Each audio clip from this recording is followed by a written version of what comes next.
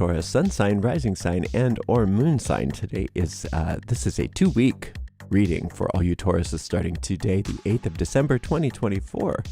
This is Ariel and I'm today reading with the Trionfi della Luna, and I've already purified with this beautiful Eau de Cologne by Guerlain, and you can find links to purchase each of these products in the video description of this video on my YouTube channel. Let's see what's in the cards for all you gorgeous Taurus. Starting out with the Ace of Wands, followed by the Ace of Cups, and then the 8 of Coins. Well, that's a nice start, isn't it? What a wonderful base reading this is. These two aces are fabulous. You know, if you're playing a game of tarot, any tricks that that you need to take that are wands oriented, you win those because you've got the ace. Any of the tricks that you need to take that are cup oriented, you win those because you've got the ace. So you've got two winning cards here, plus you've got this beautiful 8 of Coins. Now let's talk about the 8 of Coins and we'll come back to these aces. That 8 of Coins is ruled by Mercury. Coins represents your assets, usually money. It can also represent your health. And the 8 as Mercury in this particular case is like quicksilver. It's the idea. If you think about the Hermetic principles, the Hermetic principle that I always think of with this one is as above, so below. So I look at this as a card of attitude. What your attitude is what you are attracting, is what you are creating, is what you are requesting from your deep mind. So especially when you're spending your money, but it can be in general, but especially just look at it when you're spending money, because that's a good indicator, because we get very touchy about our money as a species. So if you notice that you're spending money and you're just so mad about how expensive it is or whatever, that you're not enjoying the experience of spending your money, recognize that what that attitude is instructing your deep mind to please find you more of that. Please find me more reasons to spend money that make me very upset. Whereas if you find a way to just reframe that in the moment and say, well, I have to buy the gasoline for my car. I'm glad that I don't have to walk. I'm glad that I have a car. I'm glad I can afford the gas.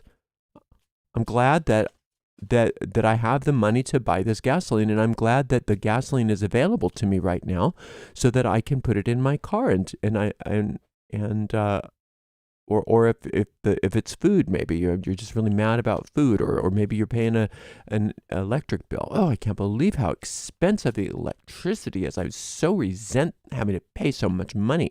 Well, instead of requesting more to resent, you can say, I'm so glad for electricity. Imagine what my life would be like without electricity. I don't have to read by candlelight.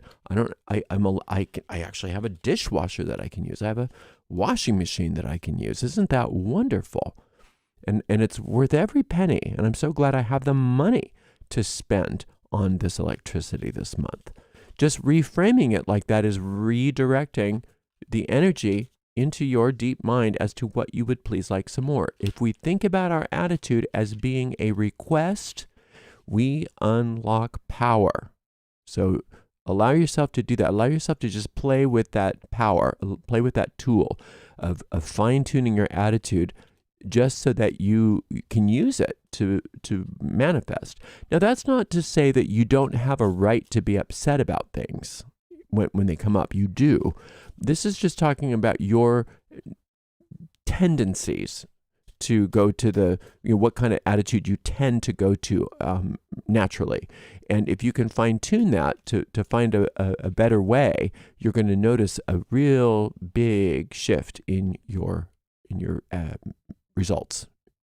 Now, these two aces here are so important. This is like my favorite card. I love this card.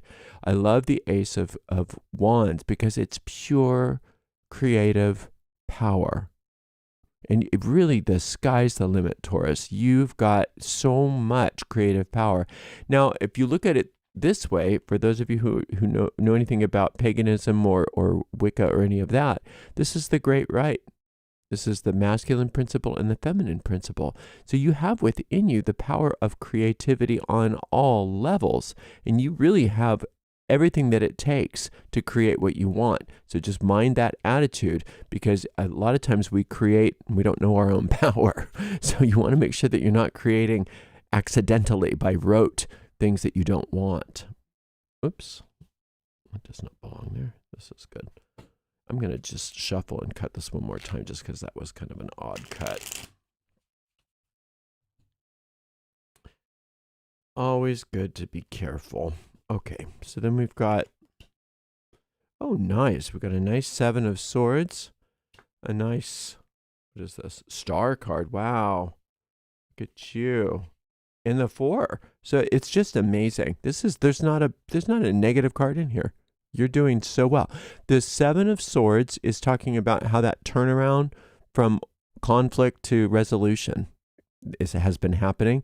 You can thank yourself for a lot of that, because you did a lot that was seemingly against your nature at some point. It's saying that you had every reason, it looks like, to be upset. You had every reason to hold a grudge. And you thought, I'm not doing that. I'm just not going to do it. I'm just going to take my power back, and I'm going to turn this around. I'm going to turn this around. And boy, it was how that manifested for you. I don't know what that is. Everybody's so different. But whatever that was, it really caused a chain reaction, and you're seeing you should be seeing, at least you're feeling the response, but you should be seeing the response very soon. And the Star card is such a beautiful card because this is divine grace. So as you allowed yourself to change the way that you interacted with conflict, and you allowed that conflict to resolve in a wonderful way, so did the universe then pour into your life and undo so much stuff from your past. And that's why you should be able to see, as you move forward and you keep that attitude up, you should see all kinds of beautiful resolutions, things unraveling in a wonderful way. Unraveling, like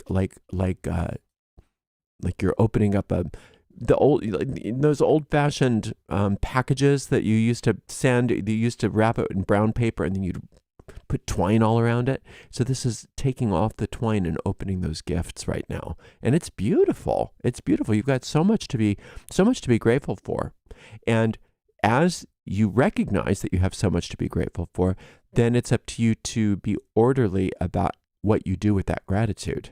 And that's called a spiritual practice.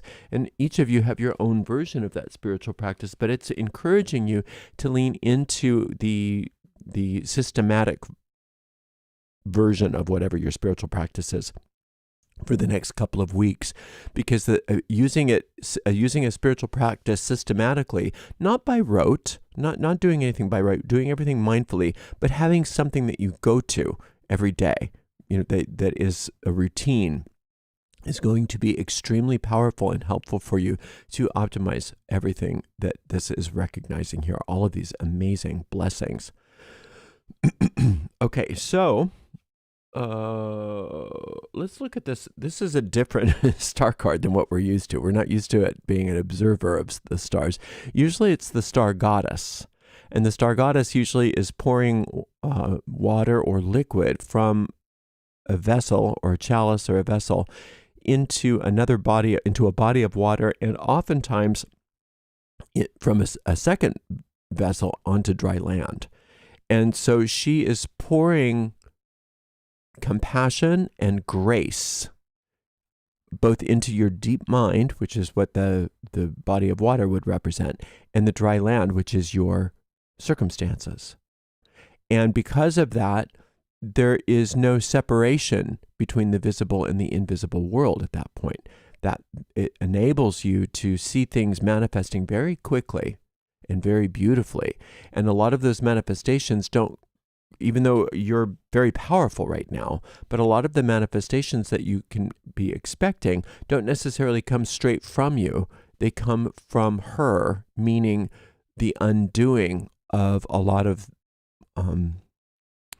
consequences from maybe past attitudes or past mistakes or past thinking that was not, the best. We all have that.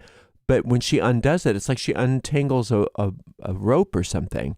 And when that rope gets untangled, everything is free. And what comes free is all your creative power, all of your beautiful creative energy, and a lot of manifestations that seem to be things working out sort of spontaneously without too much effort on your part. And as you move through your life, learning how to use this power of your attitude, this 8 of coins, you can fine-tune those manifestations by recognizing what you're feeling and how you're approaching things, what your attitude's like.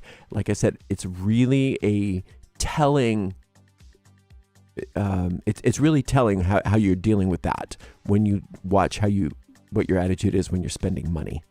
So just use that. It's not just the money, it's everything. But if you use the money as an example, as a tool, as a focal point for this exercise, you're going to go far. You're going to go far. Watch the attitude while you're spending money and just fine tune it. Get really into that spiritual practice, whatever it happens to be. Allow for that star goddess to undo any consequences from your past, and you'll see things not only turn around, but your creative energy is on a roll, and you really are going to create some beautiful, beautiful things. Now, I do have a meditation for this star goddess card if you have some time to do a meditation, and you can just check the video description of this video on my YouTube channel for the link to those tarot meditations. And that star goddess meditation is a wonderful thing when it comes up in a reading, because it can really help optimize all of those beautiful blessings. All right, you're doing really well, Taurus. This is a fabulous, fabulous reading, and I'm super proud of you. You have worked hard for this. It didn't come out of nowhere. Thank you so much for spending some time with me. And we will see you in another 2 weeks for another reading, Taurus. Until then, blessed be.